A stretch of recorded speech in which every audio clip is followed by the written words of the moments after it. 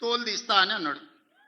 తోలు తీస్తాడంటేనే ఇక నేను చెప్పదలుచుకున్నా, అయ్యేగా నా సంగతి వదులు కానీ మా సర్పంచులు వచ్చిండ్రు, రా ఏ తోలు తీస్తావురా, నీ తోలు తీసుడు కాదు నిన్ను చీరి చింత కట్టి చింతమడకల ఏలాడేసి కొడతారో లేదో మా సర్పంచులు, రా కొడంగల్కి వస్తావా లేకపోతే మమ్మల్ని చింతమడకకు రమ్మంటావా, మా సర్పంచులను తోలుతా. సోయి లేని మాటలు, స్థాయి లేని విమర్శలు. ఒక్కటన్నా అక్కడికి వచ్చే మాట మాట్లాడిండా? 10 ఏళ్ళు నువ్వు పూర్తి చేస్తే, 10 ఏళ్ళు ఎస్ఎల్బి పూర్తి చేస్తే నల్గొండకు 4 లక్షల ఎకరాలకు నీళ్లు వచ్చేది.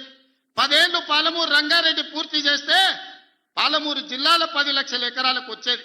కల్వకుర్తి పూర్తి చేస్తే 3.5 లక్షలకు వచ్చేది. భీమా పూర్తి చేస్తే 2 లక్షలకు వచ్చేది.